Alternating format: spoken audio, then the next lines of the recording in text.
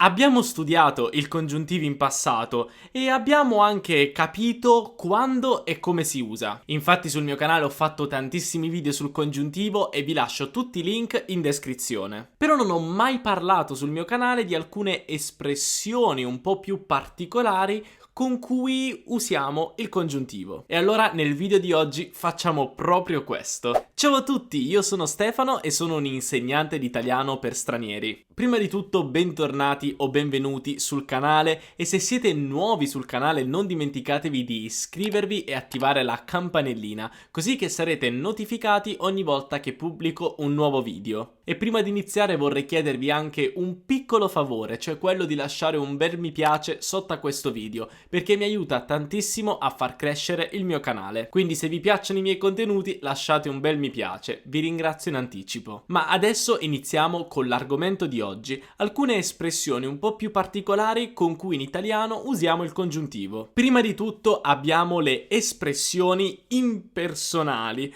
come per esempio è facile che, è impossibile che, si dice che, non è giusto che. Tutte queste espressioni che non hanno un vero e proprio soggetto, quindi sono impersonali, in italiano richiedono il congiuntivo. Ma ovviamente per capire meglio vediamo insieme alcune frasi. È facile che tu vinca la gara con la nuova moto. È facile che tu vinca la gara con la nuova moto. È impossibile che arrivino in orario, sono ancora molto lontani.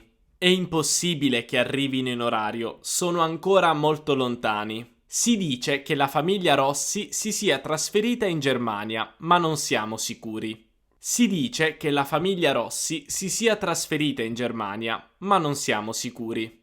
Non è giusto che tu non possa venire con noi solo perché hai perso la carta d'identità. Non è giusto che tu non possa venire con noi solo perché hai perso la carta d'identità. Un'altra espressione con cui usiamo il congiuntivo in italiano è a meno che. A meno che. Ora non so se conoscete l'espressione a meno che, però in italiano la usiamo quando vogliamo dire che faremo qualcosa a meno che, eccetto, tranne che succeda qualcos'altro. In realtà, però, una cosa molto importante da ricordare è che in italiano non usiamo semplicemente a meno che. Infatti, noi diciamo sempre a meno che non. Aggiungiamo sempre il non insieme ad a meno che. Quindi il mio consiglio è quello di non imparare semplicemente a meno che, ma imparate a meno che non. Ora, il non ha senso, non è necessario nella frase, però noi italiani lo usiamo. Senza il non la frase è un po' strana. Quindi aggiungete il non nella frase con a meno che, anche se non volete dire non. E con a meno che non si usa il congiuntivo. Per esempio, la festa in giardino è confermata a meno che non piova oggi pomeriggio.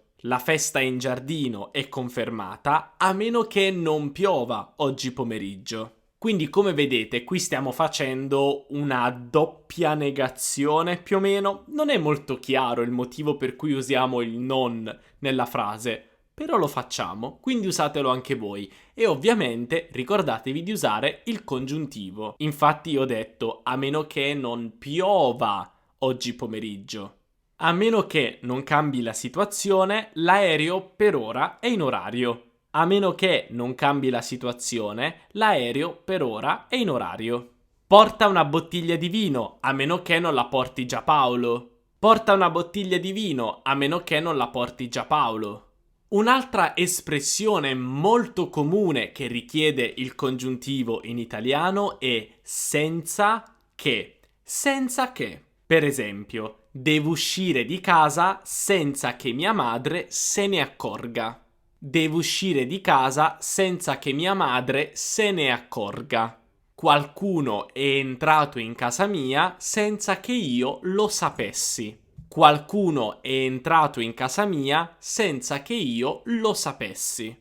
Ovviamente in questo caso dico sapessi, uso il congiuntivo imperfetto perché prima ho detto qualcuno è entrato, ho usato già una forma passata nella frase principale e quindi per esprimere contemporaneità nel passato uso l'imperfetto. Se queste cose ti sembrano un po' strane, non preoccuparti perché ho fatto proprio un video specifico sulla concordanza dei tempi al congiuntivo e come sempre lo troverai nel link qui sotto in descrizione. Un'altra espressione italiana che richiede il congiuntivo è prima che. Per esempio, prima che tu dica qualcosa, pensa. Prima che tu dica qualcosa, pensa. Marco arriverà prima che inizi la partita. Marco arriverà prima che inizi la partita. Ora, un piccolo consiglio che voglio darvi è, sì, ricordare che prima che richiede il congiuntivo, ma non il suo opposto, dopo che. Infatti questa è una cosa un po' strana, perché confonde spesso gli studenti, però prima che richiede il congiuntivo, dopo che no. Non mi chiedete il perché, è così, quindi ricordatevi, prima che congiuntivo, dopo che no congiuntivo. Per esempio, se prendiamo la frase di prima ma usiamo dopo che, diremo Marco arriverà dopo che inizia la partita. Però Marco arriverà prima che inizi la partita. Vedete? In un caso sto usando il congiuntivo, nell'altro no. E adesso voglio darvi altre due parole con cui usiamo il congiuntivo in italiano, che sono nonostante e sebbene. Queste due parole significano praticamente la stessa cosa, ma per capire che cosa significano, vediamo questi esempi. Nonostante io vada sempre in palestra, non mi sento in forma. Nonostante io vada sempre in palestra, non mi sento in forma. Sebbene la sua vita sia stata complicata, è riuscito a raggiungere i suoi obiettivi. Sebbene la sua vita sia stata complicata, è riuscito a raggiungere i suoi obiettivi. Quindi, nonostante queste due parole siano usate molto nella lingua scritta, vi dico la verità, non sono molto usate nella lingua parlata. Infatti, conoscere queste due parole è molto importante perché potete trovarle tranquillamente nella lingua scritta e se volete scriverle dovete ricordarvi di usare il congiuntivo. Però nella lingua parlata noi usiamo una cosa un po' più semplice, un'espressione che significa praticamente la stessa cosa, però che a differenza di nonostante e sebbene non richiede il congiuntivo. Infatti sto parlando di un'espressione che sicuramente conoscete, anche se. Infatti possiamo ridire le frasi di prima usando anche se e usando l'indicativo, non è più necessario il congiuntivo. Per esempio, anche se vado sempre in palestra non mi sento in forma. Anche se la sua vita è stata complicata, è riuscito a raggiungere i suoi obiettivi. Quindi io vi consiglio di usare anche se nella conversazione, perché onestamente è quello che usiamo più spesso anche perché non richiede il congiuntivo. Nonostante sebbene sì, potete utilizzarli, però non ve lo consiglio nella lingua di tutti i giorni perché è più complicato, però potrete trovarli scritti. Poi vabbè, alcune persone usano queste due parole, anche io a volte uso nonostante, sebbene poco, però nonostante a volte io lo uso nella lingua di tutti i giorni per introdurre una seconda frase e quindi in quel caso devo usare il congiuntivo. Questo per dirvi che nonostante si può usare anche con un nome, non soltanto con i verbi, però quello è un altro caso, magari ne parliamo in un altro video. Però quello che voglio dirvi è che il mio consiglio è utilizzare anche se perché è la cosa più facile da fare. Allora, tutto chiaro? Ci sono ovviamente altre espressioni che usano il congiuntivo, la lista è abbastanza lunga, quindi come sempre se siete interessati a questo specifico argomento fatemelo sapere qui sotto e posso fare un altro video simile con altri esempi ed altre espressioni,